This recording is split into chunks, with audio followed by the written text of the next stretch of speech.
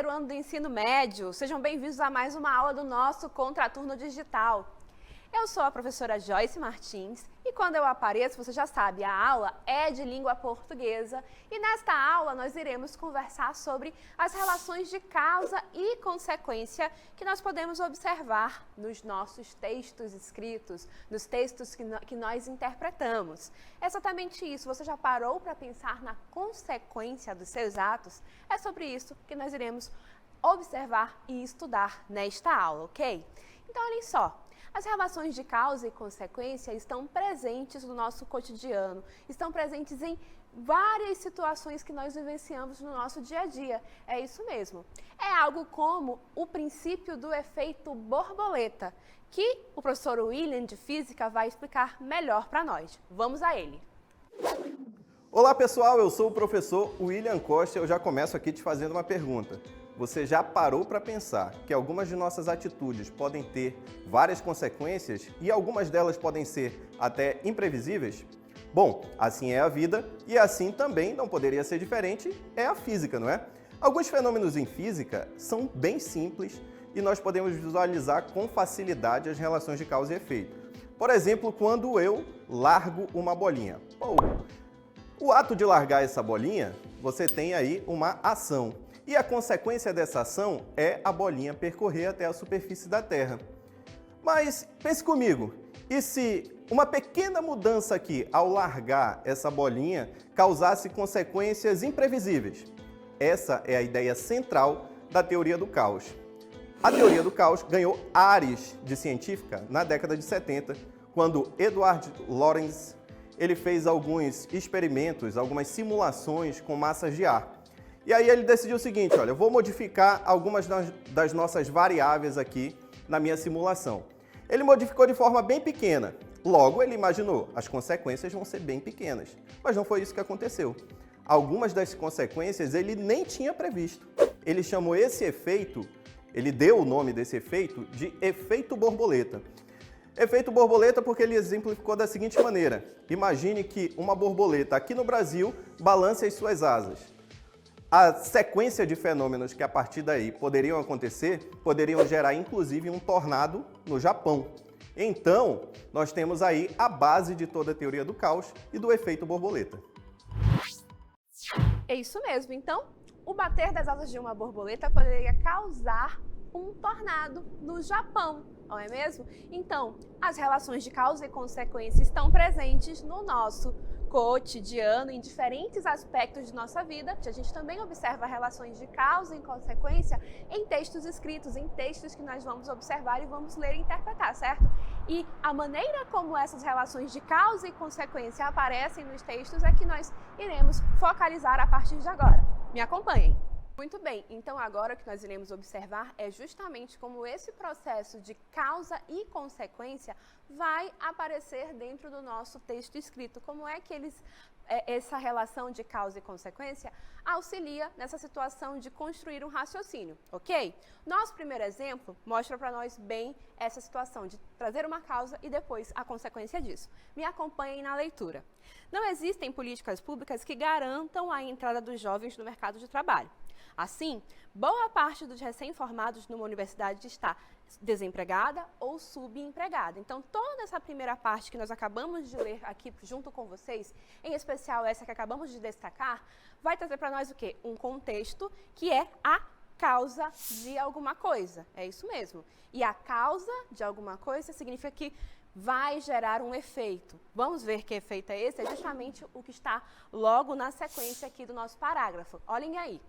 O desemprego e o subemprego são uma consequência necessária das dificuldades que os jovens encontram de ingressar no mercado de trabalho.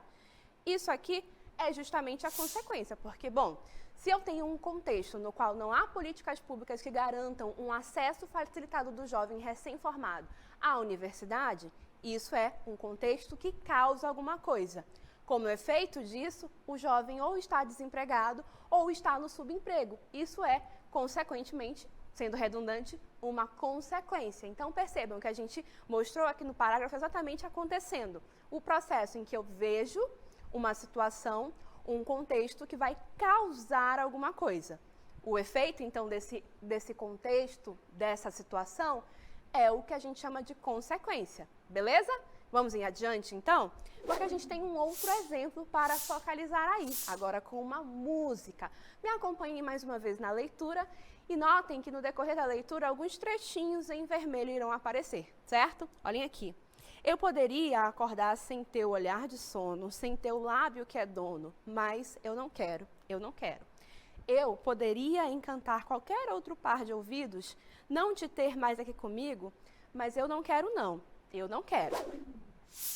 E aí, na sequência, poderia imaginar ou até acostumar o meu querer noutro lugar. Tanta coisa aqui que não cabe em um sim, mas não, porque eu te amo.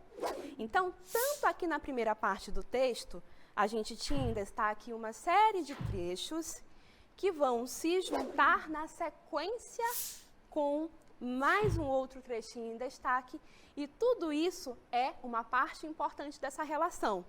Notem aqui que, mais adiante, a gente tem ainda o Porque Eu Te Amo, que é o que encerra todo o raciocínio da música. E aí notem que tudo isso, no decorrer da música, que vai dizendo tudo que ela poderia fazer, tudo que ela poderia obter, tudo que ela poderia fazer, é a consequência de alguma coisa. E o que é essa coisa? Qual é o fato que dá essas consequências? Por que isso acontece? Como a letra da música já diz, porque eu te amo. Notem aí, então, que tudo isso acontece, ela poderia fazer tantas outras coisas, mas ela não quer. Por quê? Qual é a causa disso? Porque eu te amo. Eis aí, então, a relação de causa e consequência de uma forma invertida, porque estamos numa música, né? Então, primeiro apareceram as consequências e depois a causa. É uma maneira diferente de demonstrar, mas ainda assim temos relação de causa e consequência em uma letra de música, não é apenas em texto informativo, ok? Então, agora a gente vai continuar explorando como esses efeitos de causa e consequência podem ser gerados nos textos. Continuem conosco e nos acompanhem. Muito bem, gente. Então, agora que a gente já observou como essa relação de causa e consequência aparece na construção do raciocínio textual, como é que a gente pode observar tanto num texto que é mais informativo ou num texto de uma música, por exemplo, agora a gente vai ver, então, que palavrinhas, que pistas textuais nos servem para que a gente note o quão explícita essa relação de causa e consequência pode ser, tá bom? Então, que palavrinhas eu fico de olho para entender que ali tem a intenção de gerar uma causa ou a intenção de gerar uma consequência? Olhem só, então, normalmente, a relação de causa pode ser gerada quando a gente emprega dentro do texto, dentro da nossa frase, da nossa oração, justamente as conjunções subordinativas de causa. Nossa professora, que palavrão. Pois é. Gente, as conjunções causais, elas vão normalmente ser utilizadas para introduzir, né, para ajudar a criar uma ideia de causa. Olha aqui o nosso primeiro exemplo. Como vem aumentando a emissão de CO2, a temperatura do planeta Terra está gradativamente subindo. Então, notem ali o nosso destaque na palavra como, essa conjunção causal. Mas, para além dela, a gente pode observar o famoso porquê, né? Juntinho, sem acento, é muito utilizado para expressar causa. O pois também pode cumprir essa função de trazer para nós uma causa. Então, essa ideia de causa, em geral, a gente fica de olho nas conjunções causais. E a ideia de consequência? Como é que eu posso observar? Vamos então avançar aqui no nosso estudo e observar, né, que temos pistas textuais também para a ideia de consequência. Olhem aqui, são as conjunções consecutivas ou conjunções subordinativas consecutivas, né? E elas vão então aparecer também para gerar essa ideia semântica, esse sentido de consequência de algo. Em geral, essa conjunção é o quê? Lá na minha oração subordinada e lá na oração que vem antes, que a gente chama de oração principal, vai aparecer o tão, o tanta, né? Assim, essas palavrinhas de intensificação para demonstrar uma consequência. Então, olhem aqui.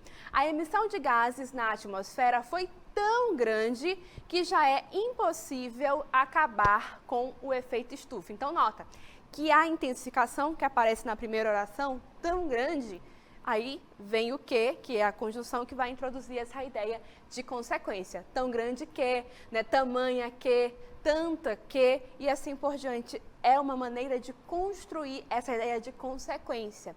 Fica somente nisso, professora? Não, a gente tem outras pistas textuais que a gente pode notar para ficar de olho na hora da leitura do nosso texto. Então, olha só o que vai aparecer aqui para nós. Os verbos, tanto da área semântica da causa, como da área semântica do efeito, que é a consequência. Assim como palavras, né, dessa mesma área de sentido, né, de causa e efeito, causa e consequência. Ora, o que é área semântica? É a área de sentidos, é extensão de significado, tá bom, gente? Então, por exemplo, causar, gerar, ocasionar, são esses verbos que, em geral, querem demonstrar uma causa, né? E aí, também palavrinhas ali que tem a ideia do efeito por trás, né, da consequência. Em consequência de, né, palavrinhas, na verdade, são locuções, né, expressões que geram a ideia de consequência, né? Em consequência de, como o efeito de, a gente vai sempre observar, então, também que essas construções, esses verbos, essas expressões, em geral, vão aparecer para gerar ideias tanto de causa como de consequência. Certo, gente? Então, feito todo esse nosso processo de entender a causa e consequência dentro do nosso texto, nós vamos, então, agora aplicar esse conhecimento em questões interpretativas. É o nosso aplicando.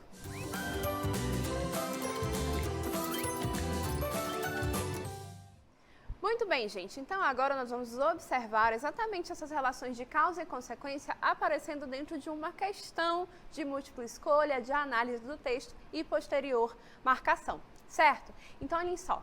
O nosso texto de base, porque, como eu digo a vocês, sempre tem um texto na base, é esse que aí está. Me acompanhem na leitura. O anel de vidro. Aquele pequenino anel que tu me deste, ai de mim, era vidro e logo se quebrou. Assim também, o eterno amor que prometeste era pouco, era bem pouco, e cedo se acabou. Notem que estamos falando de um anel de vidro, pequenininho. É dele que estamos falando. Guardem essa informação. Seguindo a leitura, olhem só o que aparece aí. Frágil penhor que foi do amor que me tiveste, símbolo da afeição que o tempo aniquilou. Aquele pequenino anel que tu me deste, ai de mim, era vidro e logo se quebrou. Novamente, estamos chamando a atenção de vocês para esse aspecto. E aí, o texto segue.